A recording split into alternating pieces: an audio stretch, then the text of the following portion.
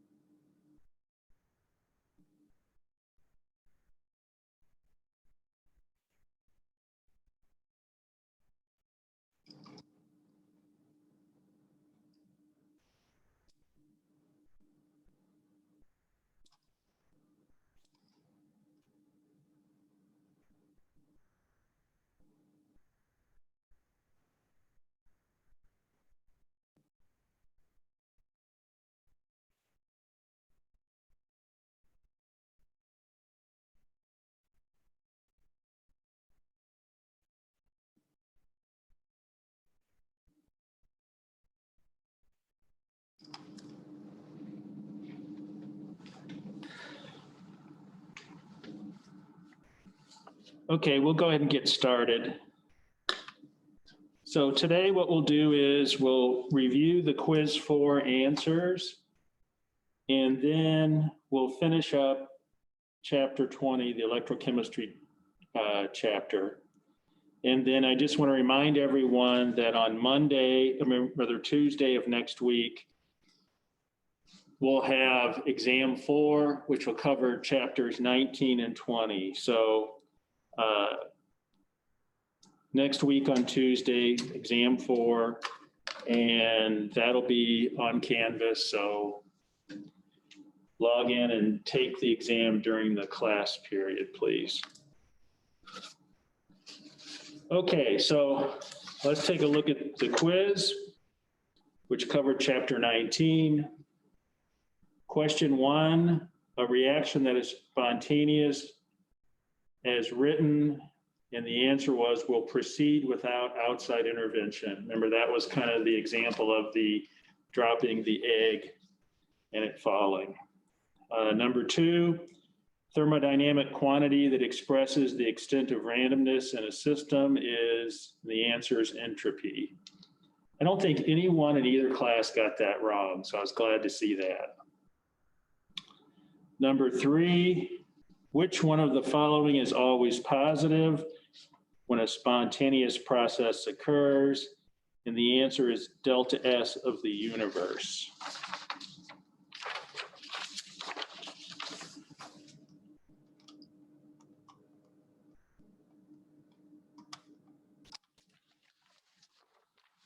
Number 4, which one of the following processes produces a decrease of the entropy of the system? And that's dissolving the oxygen into water. And so it's a decrease because you have oxygen, which is going to be in the vapor phase, gas phase. That has the most randomness. You dissolve it in water, now it's in a liquid phase, and liquids have less randomness than gases. Number 5, delta S is positive for the reaction. Which one of these? And here it's C, the third one, C3H8 gas plus 5O2 gas going to 3 CO2 gas plus 4 H2O gas. The key here is if you add up all of these options you had were all gases, so there's no gas liquid comparison. So then you go and you look at the moles of gases. And so you're looking for the one that has the most on the right-hand side. And so if we look at C, we have 6 moles of gas on the left-hand side, but now we have 7 on the right-hand side. The others, 2, 2, went from 3 to 2, 5 to 2. The last one, 2 to 1. So we had decreases in the amount of gas molecules. D was solid, so that one doesn't really count because we know solids don't have much randomness to them. Number 6. For the reaction C2H6 going to C2H4 plus H2, you're given a delta H value of 137 kilojoules per mole. You're given a delta S value of positive 120 joules per Kelvin mole. And then there's a question about, is this reaction spontaneous or non-spontaneous with regards to temperature? So to solve this,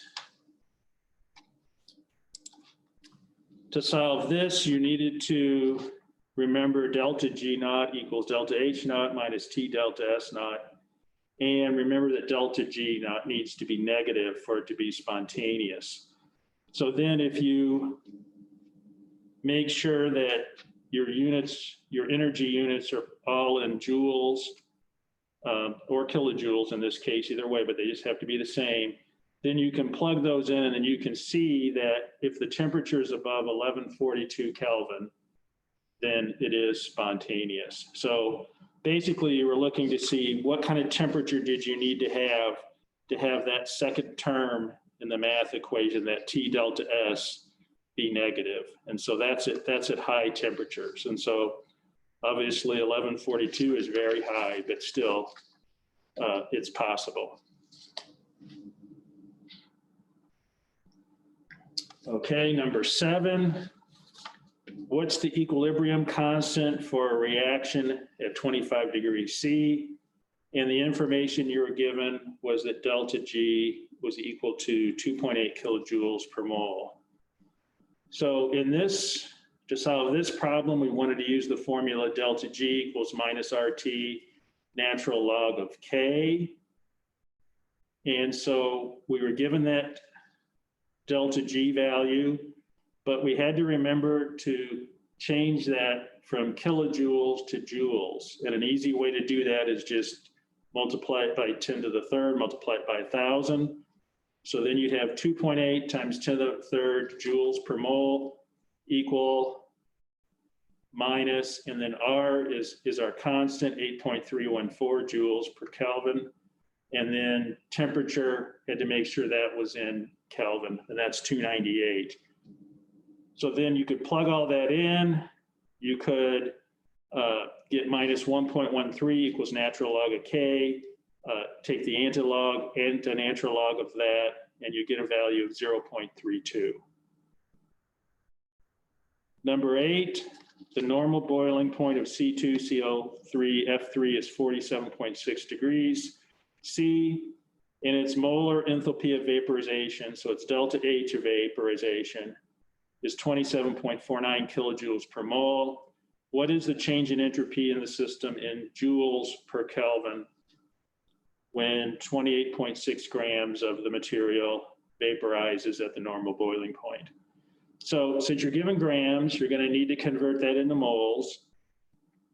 So you needed to calculate the molecular weight of C2CO3F3, and that comes out to 187.35. You can use that to then change the 28.6 grams to moles, and that comes out to 0.153 moles. And so then you can use the expression delta S equals moles times the heat of vaporization divided by temperature in Kelvin. So once again, you needed to make sure that you switched at some point your heat of vaporization into joules, because that's what the answer needed to be, and need to be in joules per Kelvin. And it was given to you in kilojoules.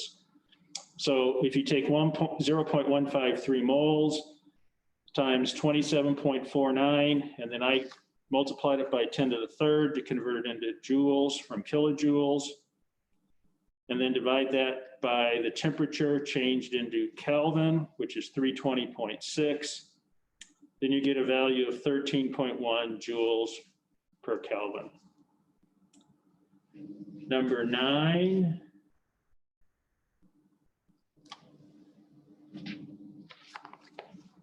For a reaction, you're told that delta H equals minus 28.1 kilojoules per mole, and the delta G equals 0, and this happens at 372 Kelvin.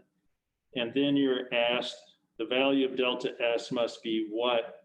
But the units need to be, once again, in joules per Kelvin mole. Then you're told, assume that delta H and delta S don't change with temperature. So here you'd use the formula delta G equals delta H minus T delta S. So you were told delta G was 0, so you can plug that in. Delta H minus 28.1 kilojoules per mole. 372 is the temperature, you can plug that in, and delta S is what you're trying to find. So if you go ahead and do that math, you get minus 0.0755 kilojoules per Kelvin mole. The answer needed to be expressed in joules per Kelvin mole. So then you slide the decimal place over 3 places to the right, and you get minus 75.5 joules per Kelvin mole.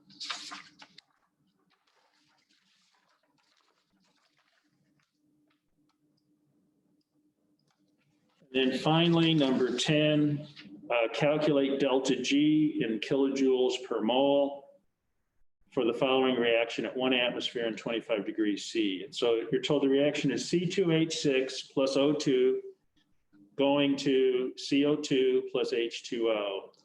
And in parentheses, you were told that it was unbalanced.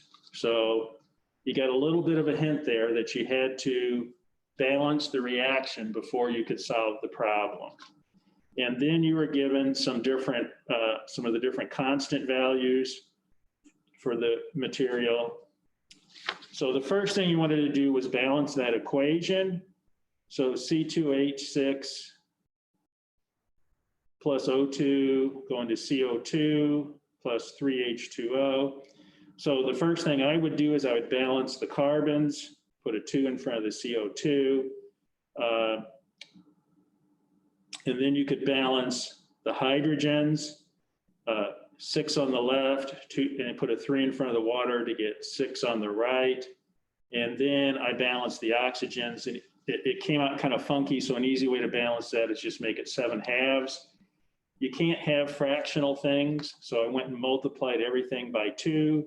So the balanced equation works out to be 2 C2H6 plus 7 O2 going to 4 CO2 plus 6 H2O. So then the delta G value is going to be products minus reactants, and then have to take into account those coefficients in front. So using the delta G of formation values that were given in the problem, have 4 times the value for CO2 plus 6 times the value for water. That sum minus the sum of 2 times the value for C2H6 plus 7 times the value for O2. You go ahead and plug in those constant numbers and then do the math, and you get a value of minus 2935 kilojoules per mole. Okay, so any questions about the quiz? Okay, so if you do want to look at it again later, it is posted on Canvas. And so obviously some of these types of problems will be on the exam on Tuesday. So make sure you're comfortable with them if you had some struggles with them during the quiz. in general, people did pretty well on the quiz, so that was nice to see. And so once again, Tuesday will be the exam covering this chapter, chapter 19, and it'll also cover chapter 20, the electrochemistry. So let me pull up the electrochemistry chapter, and let's go ahead and finish that.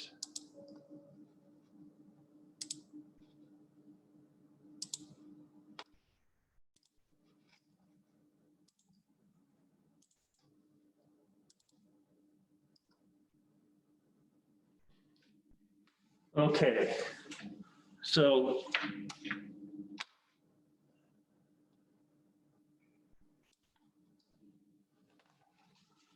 what I'd like to do is just finish off a couple of the homework problems that we started to talk about the other day, and then we'll go on with the rest of the lecture. So let's take a look at 2025. So 2025 is 6 different balancing equations problems. And so what I'd like to do is take one acidic and one basic and kind of work that through that with you. And then I would encourage you to spend some time working on the other ones so that you're comfortable with. So let's look at B. So B, we have MnO4 minus plus CH3OH, methanol, going to manganese plus 2 plus HCOOH. And so what we want to do is we want to balance this redox equation. And so let's start with the manganese first. So we have MnO4 going to Mn plus 2. So the first thing we would do is we'd look to make sure the atoms that aren't either oxygen or hydrogen are balanced. So in this case, that's manganese, and we have one on the left and one on the right, so we're good there. Then the next thing we would do is we would balance the oxygens. So we have MnO4 minus on the left, and Mn plus 2 on the right. So we're deficient 4 oxygens on the right-hand side. And remember, we said to balance the oxygens, what you do is you add a water molecule to that side that's deficient for every oxygen atom that you need. So that brings us to the 4 H2Os, the 4 waters on the right-hand side. So now we've balanced the manganese, we've balanced the oxygen. So now we need to balance the hydrogen.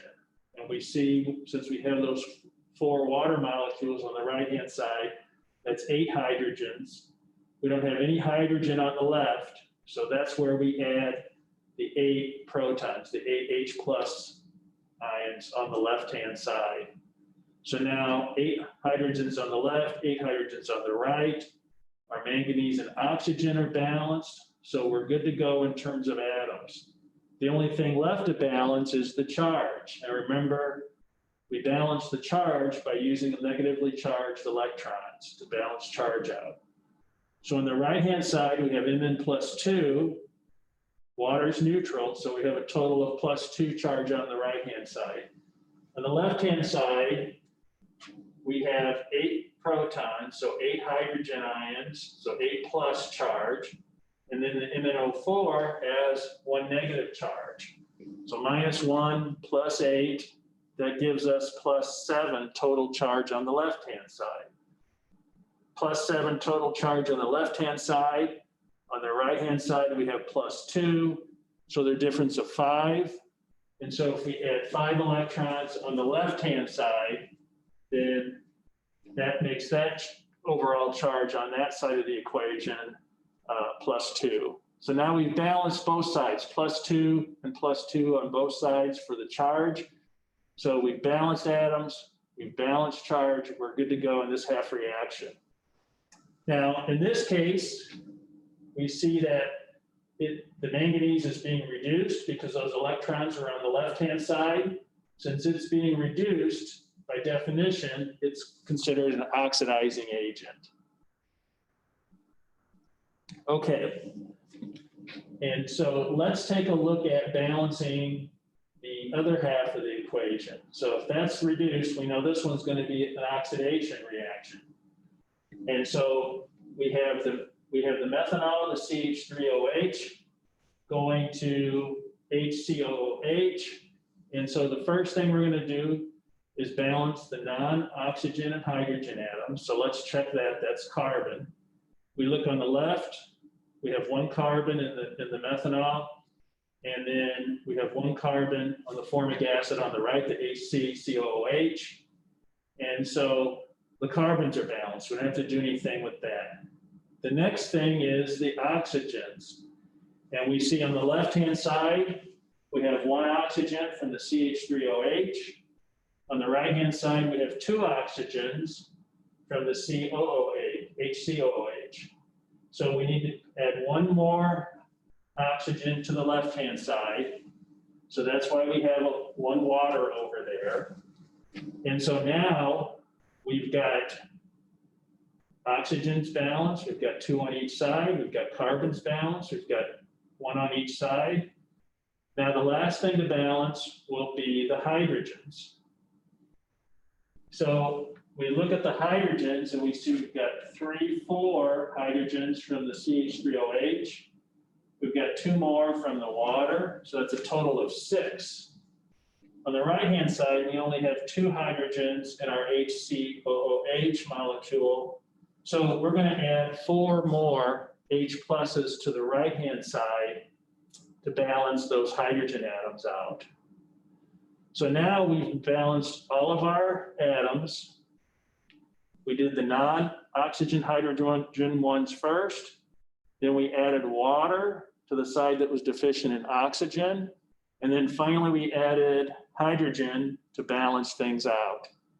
So now the next thing we need to do after we've balanced all those atoms out is to balance the charge. And let's take a look at what we have for charge. On the left-hand side, the CH3OH is neutral and the water is neutral, so we have no charge there on the left-hand side. On the right-hand side, the HCOOH is neutral, but we have 4 H plus ions, so we have a +4 charge associated with that. In order to get it balanced on each side, we can add 4 negatively charged electrons to the right-hand side. So now that 4 minus charge from the electrons it neutralizes the 4 H plus charge here on the protons. So we have a net 0 charge on the right-hand side and the left-hand side. So we've balanced out our charge by adding those electrons. So now we've got 2 balanced half reactions. We've got the one above, the one with 5 electrons, so MnO4 minus plus H plus 5E, going to Mn plus 2 plus 4 H2O. And then we've got the one we just balanced, the CH3OH plus water, going to HCOOH plus 4H plus 4E. So the last thing we need to do is we need to combine these now to get our overall balanced reaction. And remember, one of the things that we talked about in class was when we do this final balancing, the electrons have to cancel on the right-hand side and left-hand side have to be equal. And right now, our half reaction at the top has 5 electrons on that left-hand side. Our half reaction on the bottom has 4 electrons on the right-hand side, so they don't balance. An easy way to balance those electrons is to see that we have these 5 electrons in the first reaction and multiply the second reaction across the board by 5. And then see that we had 4 electrons in this second reaction and multiply that first reaction by 4 across the board.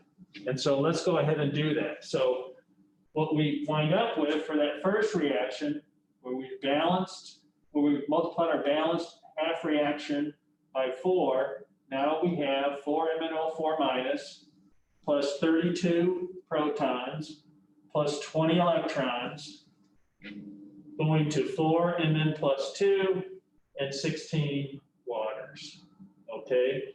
So we simply took this number of electrons in the second half reaction, which was 5, which was 4, and multiply that first half reaction by that across the board. Now we're going to take the number of electrons that were in our first half reaction, which is 5, and multiply the second half reaction across the board by 5. So we go ahead and do that, and now we have 5 CH3OH plus 5 H2O going to 5 HCOOH plus 20 H plus 20 electrons. So now let's check to make sure our electrons balance, and sure enough, we see on the left-hand side in this first half reaction, we have 20 electrons on the left-hand side. And in the second half reaction, we have 20 electrons on the right-hand side. So when we add these up, we're going to have 20 electrons on each side. Those will cancel out, and so we'll be good to go.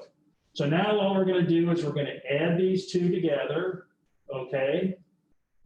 And so what we wind up with is 4 MnO4 minus plus 5 CH3OH plus 12 protons going to 4 Mn plus 2 plus 5 HCOOH plus 11 waters.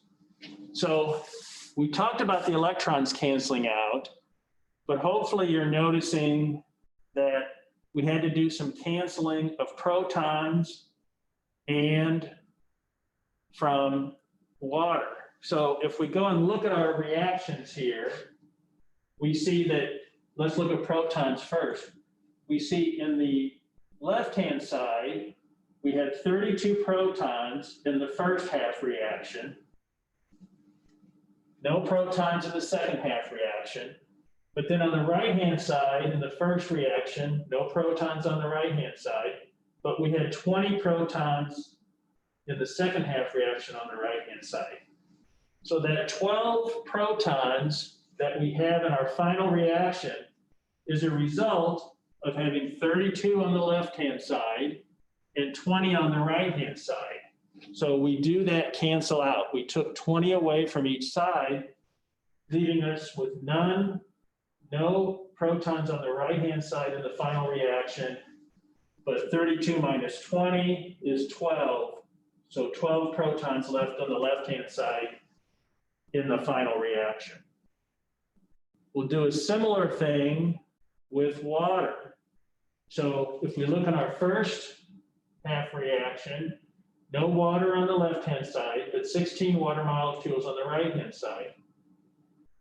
We look at the second half reaction, and we have 5 water molecules on the left-hand side, no water molecules on the right-hand side. So in this case, we can subtract 5 waters from each side. So that leaves us with no waters on the left-hand side, because we started with 5 there. And then 16 minus 5 gives us 11 waters on the right-hand side. So this is an example of kind of the thought process of balancing these redox reactions. And so I just want to take a moment to just kind of highlight kind of what we were thinking as we went through this. We had our initial reaction that we were given that we needed to balance, and we started it by looking at it in terms of 2 half reactions. So we picked one of them. It doesn't matter which one you start with, but we picked one of them first. I chose to do the MnO4 minus, and so I knew that went to Mn plus 2. I then balanced anything that wasn't oxygen or hydrogen. Then I went and balanced the hydrogen, or rather the oxygen, by adding water to the side that was deficient in oxygen. Then balanced anything that needed to be balanced for hydrogen by adding the protons. And then finally added electrons to balance the charge on the 2 sides. Once we finished that, we went and looked at the other half reaction and did that same process of getting things balanced. So at the end of that, we had 2 balanced half reactions. Then it was time to combine them to have an overall balanced reaction, which was our goal of the problem. And so the first thing we have to do is see if our electrons are going to cancel, because that's what we have to have. In this case, they did not. So that's where we had to go and multiply each half reaction by the number of electrons that were in the other half reaction. As I said before, that's a real simple way to make sure everything will balance in the end by doing that. Went ahead and did that, got our electrons so they balanced out. In this case, it was 20 and 20.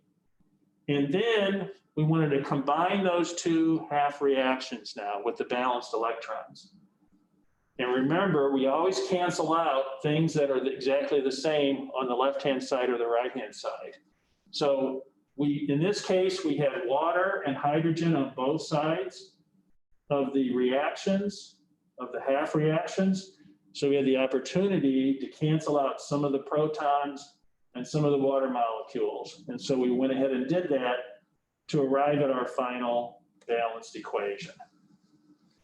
So any questions on this? And this is one for an acidic solution. We're going to do one for a basic solution in a moment.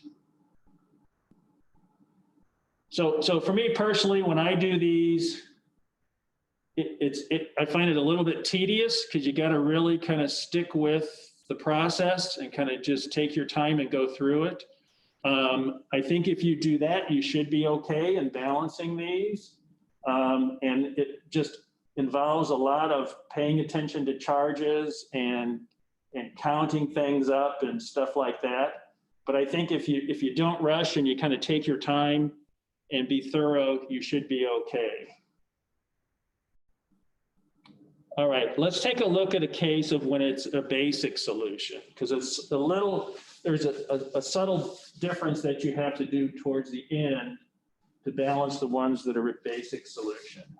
So in this case, we had PbOH4 minus 2 going to ClO minus, plus ClO minus going to PbO2 plus Cl minus.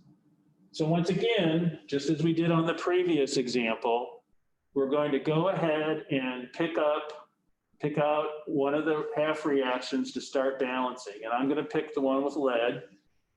So PbOH4 minus 2 charge goes to PbO2. So in that case, I'm going to balance the non-oxygen or hydrogen atoms first. In this case, it's the lead, the Pb. And so we have one lead on the left, one lead atom on the right. So we're good. We don't have to do anything with that. The next thing, just as before, we're going to add water to the side that is deficient in oxygen atoms. And so on the left-hand side, we have 4 oxygen atoms from the PbOH4. And on the right-hand side, we have 2 oxygens from the PbO2. So we need 2 more oxygen atoms on the right-hand side. So let's go ahead and add 2 water molecules to that right-hand side. And so now the oxygens are balanced. Now the next thing to do is to balance the hydrogen atoms rather. So we look on the left-hand side, we have 4 hydrogen atoms. On the right-hand side, we have 2 times 2 from the water. So we have a total of 4 hydrogen atoms on the right-hand side. So we don't have to add any protons because we're balanced with the hydrogen already. So that's good. Now the last thing, remember, after we get all the atoms balanced, we have to balance the electrons. So if we look on the left-hand side, we see that the PbOH4 molecule has a -2 charge. And then on the right-hand side, the PbO2 and the water, both of those are neutral, so there's no charge. So we've got -2 on the left-hand side, neutral or 0 on the right-hand side. To balance that out, we had 2 minus charges, so 2 electrons on the right-hand side, and now our charge is balanced. We see that the PbOH4 is being oxidized because the electrons are on the right-hand side, So that means it's a reducing agent. And so then the other one will be just the opposite. It'll be reduced and an oxidizing agent. Okay, so we've balanced that first half reaction. Now we want to balance our other half reaction. So in this case, we have ClO minus going to Cl minus. So the first thing, of course, is to, in this case, balance the chloride, and so the chlorine rather. So the chlorine, we have one on the left, we have one on the right, so we're balanced. We don't have to do anything there, great. Then the next thing we want to do is we want to balance the water, or rather the oxygen, and we do that by adding water. We see on the left-hand side, we have one oxygen atom. The right-hand side, we don't have any, so we'll add one water molecule to the right-hand side, and now the oxygen's balanced. Next, we'll balance the hydrogens. So ClO minus, there's no hydrogens there. On the right, we have Cl minus plus water. We have two hydrogen atoms on the right-hand side from the water. So to balance the hydrogens, we're going to add two protons over to that left-hand side. So we have two H pluses on the left-hand side. So now we've balanced our non-oxygen and hydrogen atoms. We've balanced our hydrogens and balanced our oxygens. So we've got all of the atoms balanced. But remember, we said that this was a basic solution, right? So if it's basic solution, we're going to have hydroxide concentration floating around, not hydrogen ion concentration. And so the first problem we did was an acidic medium. So we were okay, but since this is basic, we have to do that little adjustment that we talked about in class. And so the adjustment is we're going to neutralize the protons by adding that number of hydroxide ions, OH minus ions, to each side. So here we have two protons on the left. So we'll add two hydroxides to that to result in two waters. And then since we added two hydroxides to the left, we have to add two hydroxides to the right. And so now we have two hydroxides over here. So now what we have is we have ClO minus plus 2 H2O going to Cl minus plus H2O plus 2 OH. But wait, we're not done quite yet, because what did we wind up with? We wound up with two waters on the left and one water on the right. We have, that's the common ions on each, common molecules, common ions on each side. So we're going to cancel out the water on the right and cancel out one of the waters on the left. And so what that leaves us with is ClO minus plus one water going to Cl minus plus two hydroxide ions. Okay, so we finally have gotten to where we've balanced all the atoms out. So for the base ones, it does take a little bit longer because there's those extra steps of neutralizing the acid and then checking if you can cancel out any waters. So don't forget to do those. Now what we have to do, balance the charge. We look on the left-hand side here, and there's one minus charge there. On the right-hand side, we have a minus charge to the Cl and two minus charges from the two hydroxide ions. So we have -1 on the left, -3 on the right. So we have to add two minus charges, so two electrons to the left-hand side to balance out the charge for the half reaction of -3 on each side.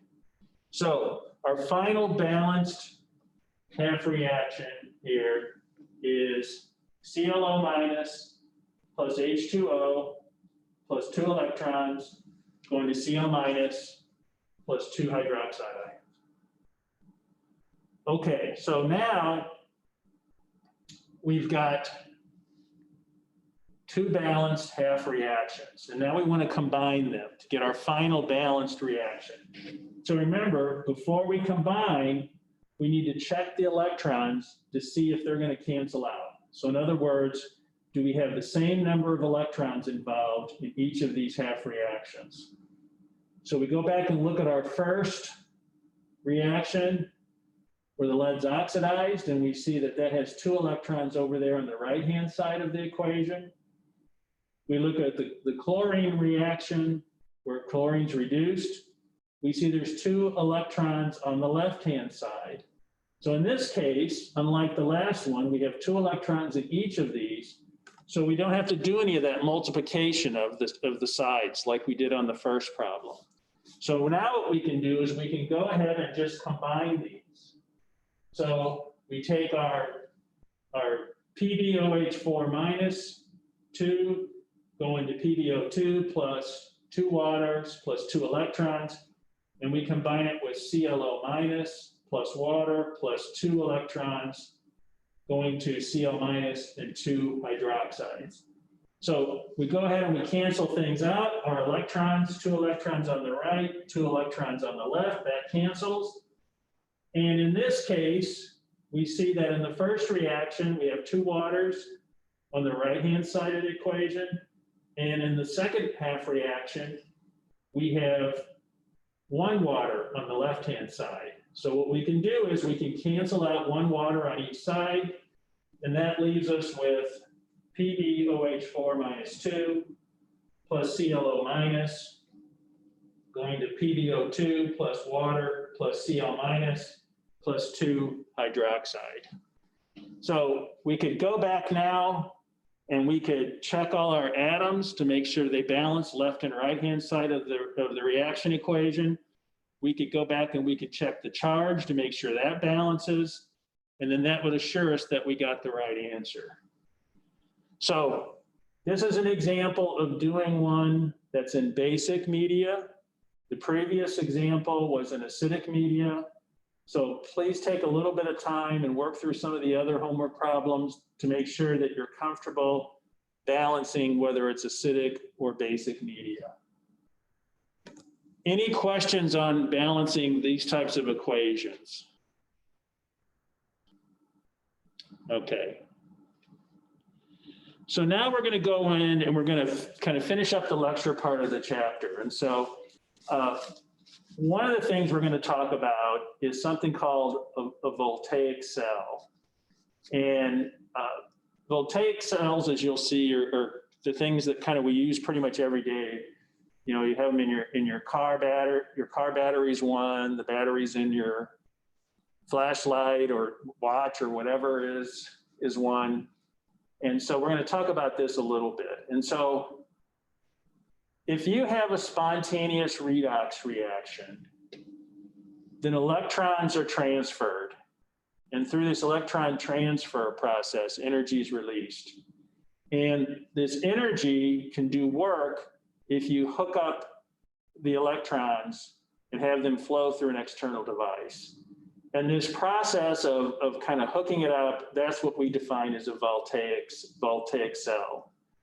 And so we're going to talk about those a little bit today. So we'll talk about something called an electrode. And what an electrode often is a solid piece of metal that's connected to an external circuit. And so you'll have 2 of these electrodes. One's called an anode, one's called a cathode. The anode is always where oxidation occurs, and the cathode is always where reduction occurs.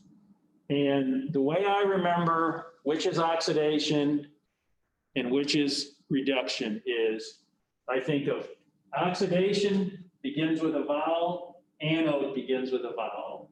Reduction begins with the consonant, cathode begins with a consonant.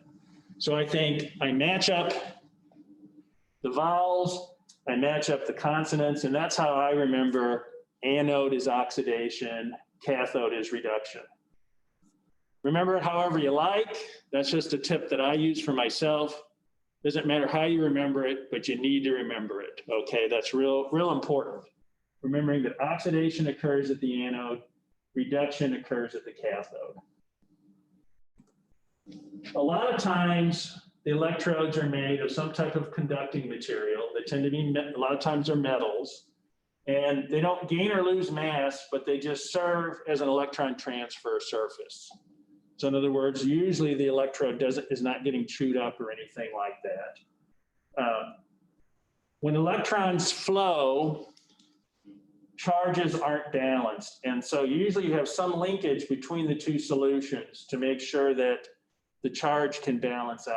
And there's two ways that this is commonly done. One is through something called a salt bridge, which is just some type of connector tube that has salt or agar or some media like that in it that allows electrons to flow through.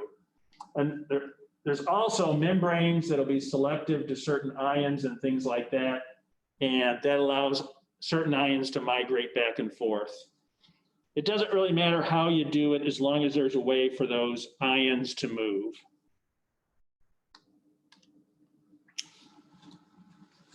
So here's on the right-hand side of this slide is a picture which kind of describes what we're talking about. So the two long rods that you see on the left and right-hand side, those would be the electrodes. So over on the left-hand side is the anode. And we said the anode is where oxidation occurs. And so you think about when you have oxidation, you're generating electrons, and we see the electron being generated and kind of flowing through the wire, going to something called a voltmeter, okay? And then it keeps flowing around over to the cathode. Cathode, remember, is where reduction occurs. So if it's reduction occurring, it needs an electron to do that reduction. And then, so that reduction is going to happen on the surface of the cathode.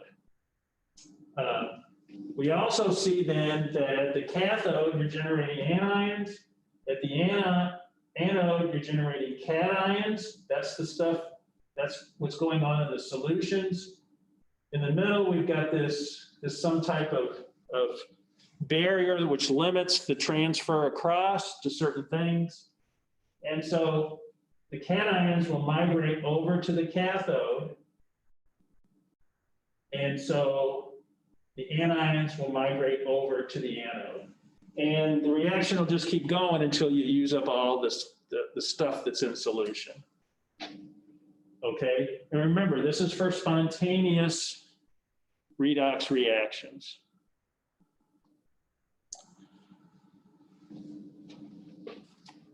So you can actually measure the potential difference between the anode and the cathode in a cell. And that's called these terms are interchangeable, but it's called either the electromotive force or EMF, or it's called the cell potential. And that's the E sub cell is how we designate that. And so what you'll see in a moment here, there's a bunch of standard cell potential values that have been determined, and we know, and we can use those cell potential values, those standard cell potential values, to determine if a reaction is going to be spontaneous or not. These potentials are typically measured in volts, and just remember that 1 volt equals 1 joule per coulomb. But you'll see them expressed in volts when you see them in tables and stuff. So as I said, there's standard reduction potentials that have been determined for a lot of these reactions, a lot of these electrodes. The thing about these values, though, is they're not what I would call absolute values. They're always with respect to a reference electrode. And probably the most common reference electrode that you'll see these values expressed versus is something called the standard hydrogen electrode, SHE. There's others, there's standard calomel electrode, which is SCE, and there's a couple others out there. Standard hydrogen electrode is the most common. And all this is doing is it's establishing that the potential of that standard hydrogen electrode is 0, okay? It's kind of like drawing a line in the sand and saying, here's our 0 point. Everything is either to the right of it or the left of it. because these potential measurements are always what I would call relative measurements. They're not absolute. So you have to reference it to something. So if you saw one table and it was SHE was the reference electrode, and then you saw another was that, for instance, that standard calomel electrode, then the numbers would be all different, even though it's exactly the same reaction. And that's because it's referenced versus these particular electrodes. When we say standard conditions, we're saying that the solution is 1 molar, pressure is 1 atmosphere, and temperature is 25 degrees C. Okay? So that's why, that's when we talk about standard conditions and standard reduction potentials, that's what we're talking about. We'll see in a little bit later that there's ways to do calculations when you're not at these standard conditions. Here's some examples of the standard reduction potentials on the left in this table. See the E reduction values, reduction potential values expressed in volts. And then I just want to point out that here in the middle of this table, we see a value of 0. That's our friend, the standard hydrogen electrode. 2H plus 2 electrons going to H2. And like I said, that's just the reference point for all of these other things. And when you have that as the reference point, define that as 0, then that's how you get these other standard reduction potentials for the other reactions. Okay, we talked about that. So talked about how we could calculate out what the potential for the cell is based on what the cathode and the anode are. And so, and what reactions are going on at those cathodes and anodes. So the equation that we use to do this is the cell potential equals the standard cathode potential minus the standard anode potential. Okay. I do want to point out that because cell potentials are based on potential energy per unit of charge, it's an intensive property. And remember, intensive property tells us it's independent of the amount. So what this means is that those values in the table, those potential values you see in the table, are good. We don't have to worry about the concentration on this, okay? So once again, here's a picture of what something like this would look like here on the left-hand side of the slide. In this case, we have a zinc electrode on the left-hand side, a copper electrode on the right-hand side. We're going to have some type of zinc ions here being generated on the right-hand side in the solution. And on the right-hand side, we have copper ions involved in that solution. And so we have our counter ions for those, nitrate and sodium moving through the salt bridge. And so we see left-hand side is the anode.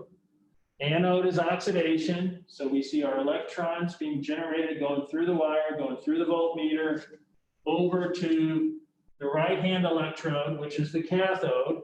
Cathode is reduction. So we need electrons to feed into that system.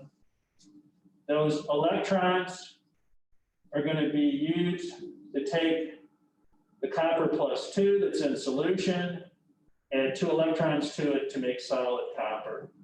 And in this case, some of that solid copper will start to deposit on the electrode.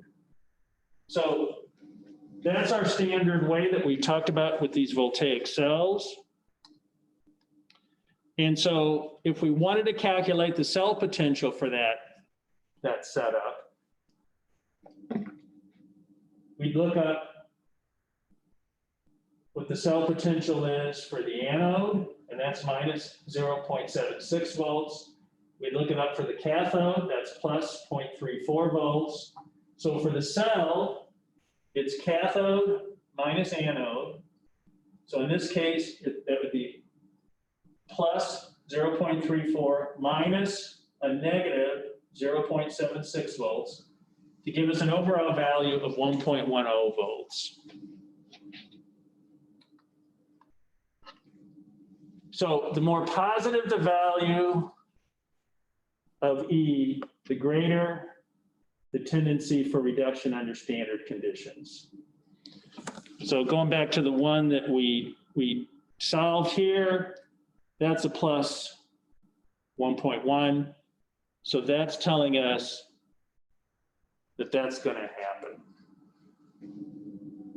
Strongest oxidizers have the most positive reduction potential. Strongest reducers have the most negative reduction potentials. Let's take a look at a few homework problems here. So let's look at 20.37. So in this problem, you're using the standard reduction potentials in Appendix E to calculate the standard EMF, so this E cell value. So remember, to calculate that cell potential, it's the cell potential equals the cathode potential minus the anode. So in the first example, Cl2 plus 2I minus going to 2Cl minus plus I2. We'd want to pull out the two half reactions.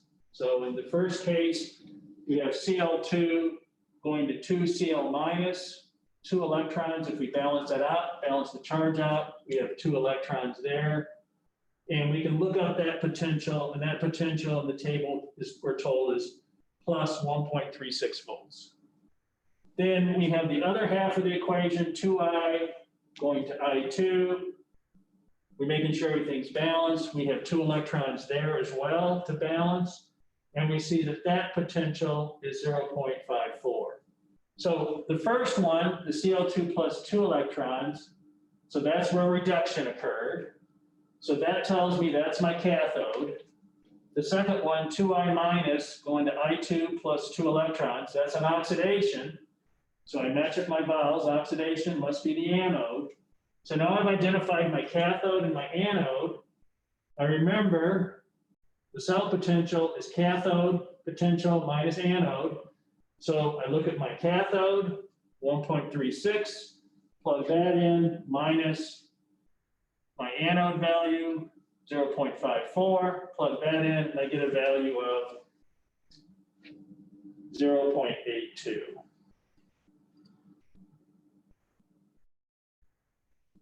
That's the general way to do these problems. They're all pretty much the same, so take a look at them and spend some time working through those. Let's look at 20.45.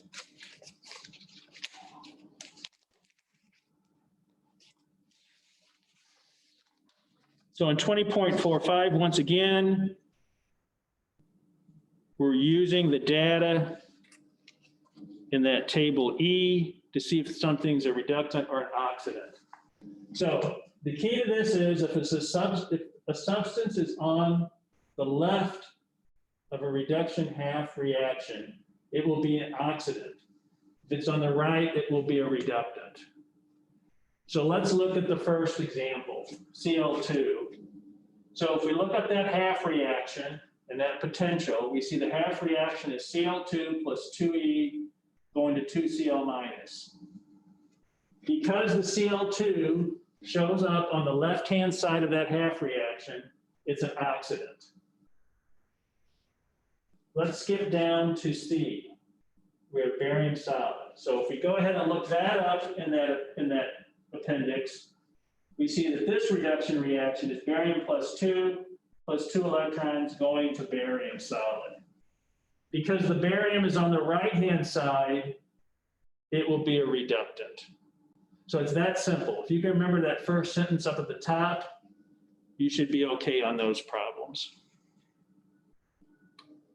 Okay, let's move on and talk a little bit about, we're going to get into something called the Nernst equation, and we'll have some calculations associated with that as well.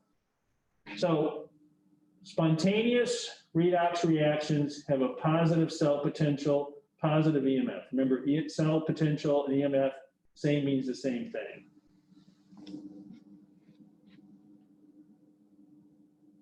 Not all redox reactions. So this is true for all redox reactions, not only the voltaic cells. And remember, Gibbs free energy is how we said we measured spontaneity. And remember, Gibbs free energy, that delta G had to be negative for it to be spontaneous. So what that tells us is a positive EMF or positive cell potential corresponds to negative delta G. And there's a relationship between those two things. So delta G equals minus N times F times E.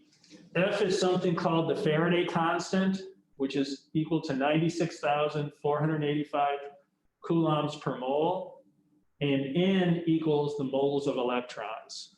So when we do those balanced equations, it says like plus 10 E or something like that. That would be with the number of moles of electrons. Okay, so how is all this stuff related? Well, delta G is equal to minus NFE, which is equal to minus RT times the natural log of K. Remember that K is that equilibrium constant.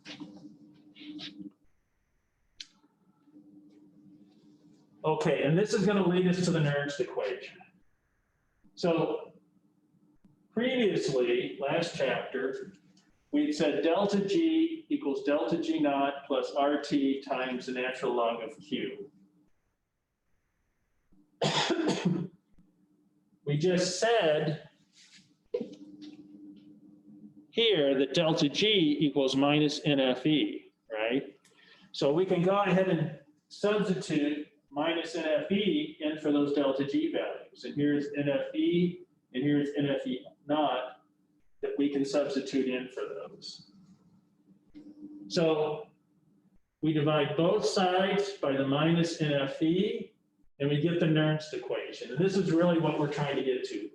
This E equals E naught minus RT NF, natural log of Q. That's the Nernst equation. If you switch it from natural log to base 10 log, then it becomes this 2.303 times those constants. But really, if we are using the standard thermodynamic temperature and constants, we can substitute those values in for the R, the T, the F, and all that math combines to 0.0592, and then we still have the number of moles. So this last expression, E equals E naught minus the quantity of 0.0592 divided by the number of moles of electrons times the log of Q, that's the formula you need to use and done. These others should kind of show you how you get to here, but this last formula is the one that people use when they're doing these calculations.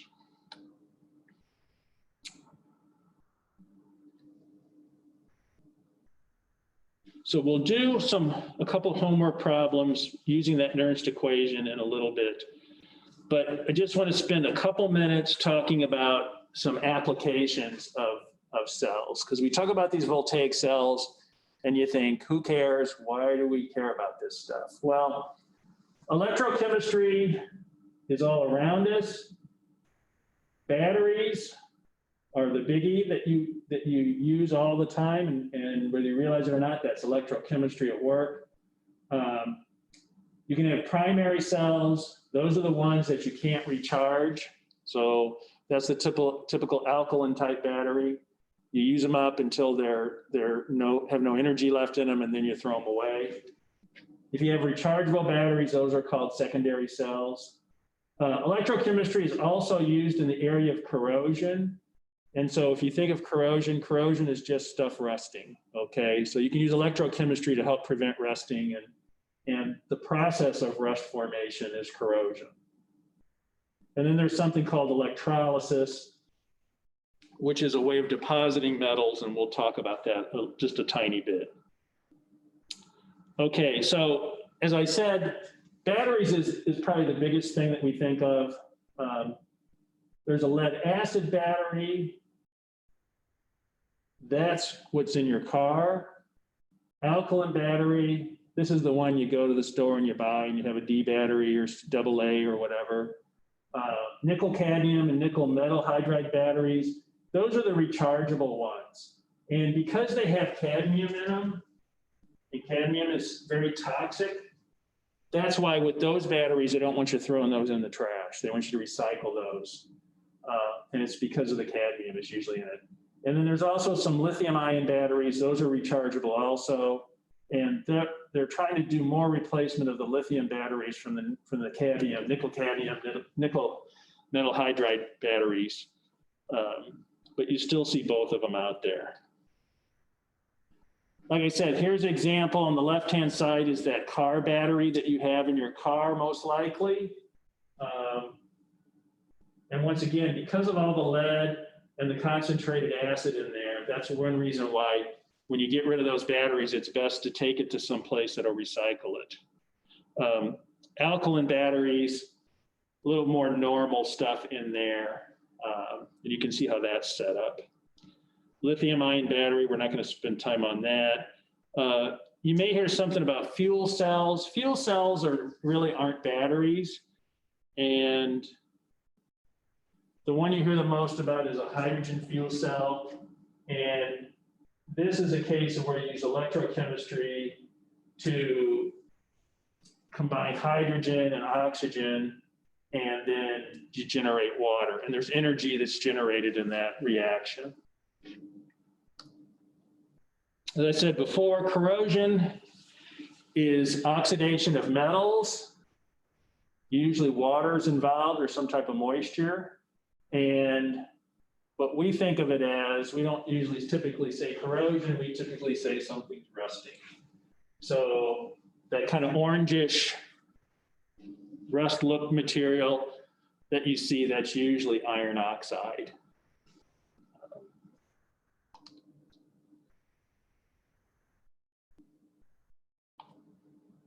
There's some ways you can do to help prevent corrosion, but let's look at electrolysis a little bit. So electrolysis is, you can make some reactions occur by introducing energy into them, and that's the process of electrolysis.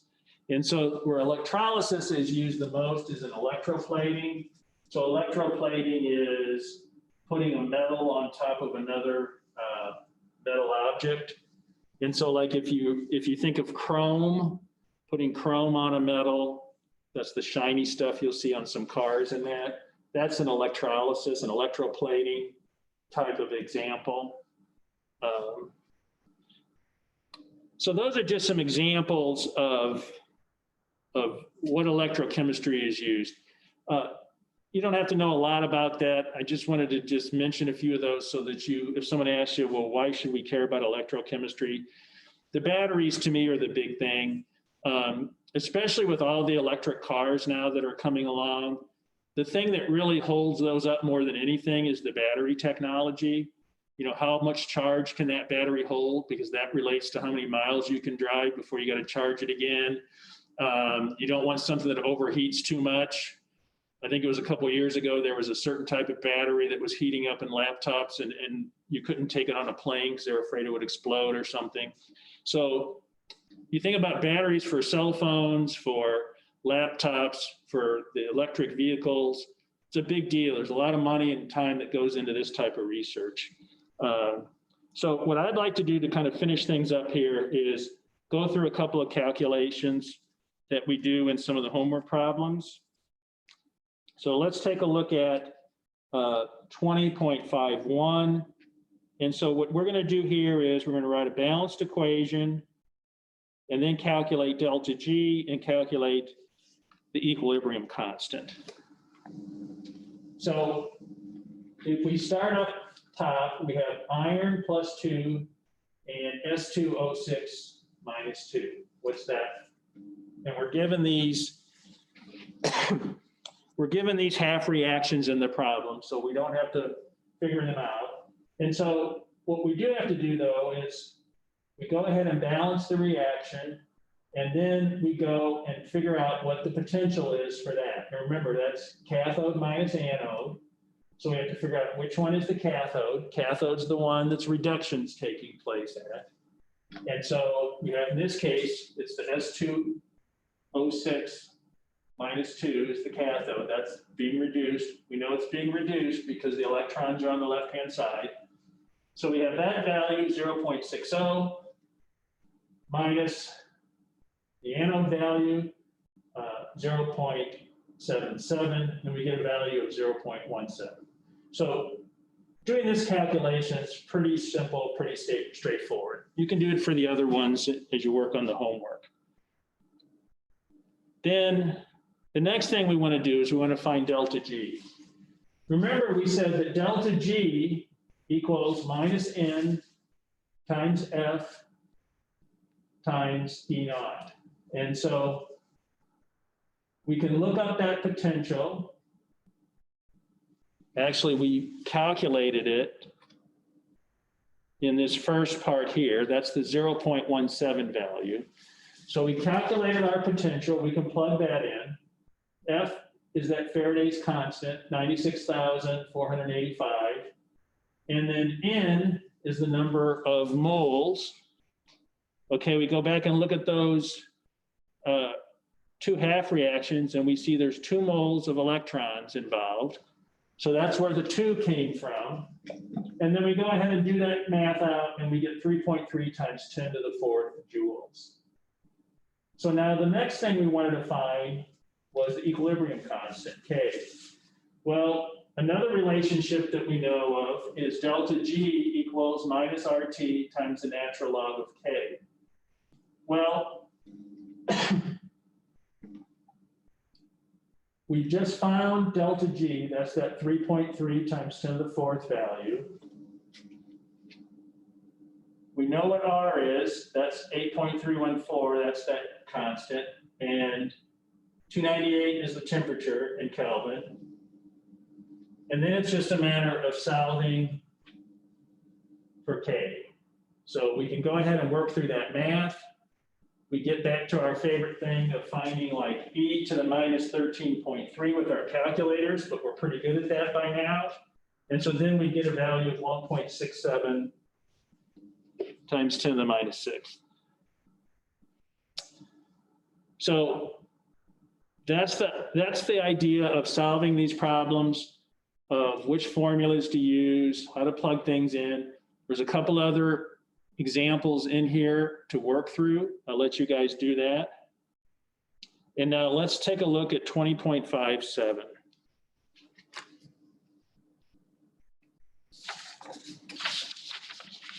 So in 25.7, we're told we have a standard cell potential of 0.177 at 298 Kelvin. And then we want to know what's the value of the equilibrium constant for the reaction if n equals 1, 2, and 3. So for n equals 1, let's do that one first. But let's just take a survey of what information we were given. We're given a potential of 0.177. We're told temperature is 298 K. We know that R is 8.314. We know F is 96,485. That's what we know. And we know we have the relationship of E naught equals RT divided by NF times the natural log of K. So if we go ahead and plug all that stuff in, for n equals 1, we have 0.177 equals 8.314 times 298 times the natural log of K divided by 1 times 96,485. We can go ahead and do the math, and we get 982 is our equilibrium constant. You can go ahead and do the same thing for 2 or 3. I just want to point out how big a difference that number of moles of electrons is. For 1, it was 982. For 2, it was 9.85 times 10 to the 5th. For 3, 9.77 times 10 to the 8th. So that one simple change in the calculation had a big impact. Let's take a look at 2065. So in this, we're given the cell reaction, and then we wanted to find the EMF under standard conditions, and then non-standard conditions. So at the top, we have our reaction. We can figure out our two half reactions. We figure out which is the cathode and subtract from that the one that's the anode.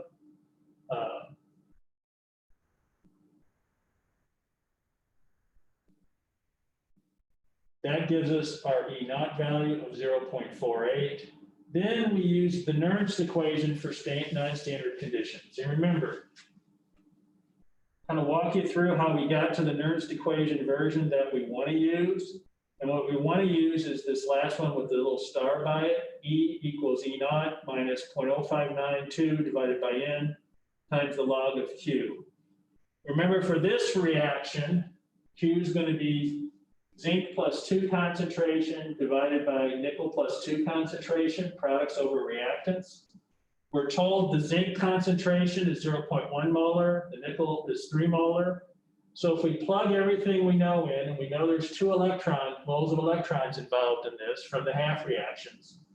If we plug everything in, we get 0.48 minus 0.0592 divided by 2, and then the base 10 log of 0.1 divided by 3.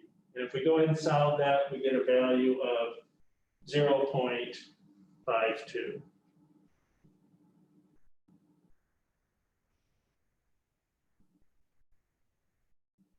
Okay, so I'll let you guys do the rest of these. The next one is just, the C one is just, they just change the concentrations of those ions. Let's look at 67 here. Actually, 67 is real similar. We're kind of running out of time, so this would be a good one for you guys to work at. It's a little more involved, so I definitely would suggest you spend some time looking at that one. But it's the same idea of how you would solve it. So that kind of wraps up for what we're doing in electrochemistry. Just want to remind everyone again that on Tuesday, we'll have our 4th exam, which will cover chapter 19, that one we just had the quiz on, and it'll cover chapter 20, which is the electrochemistry. You should be able, for the electrochemistry, you should be able to balance redox equations. You should be able to use the Nernst equation like here. You should be able to do some of these other calculations that are in the homework. And I think that's it. Does anyone have any questions? Okay, so I will talk to you guys again on Thursday, and on Tuesday, just go ahead and log into Canvas and take the exam. All right, thank you.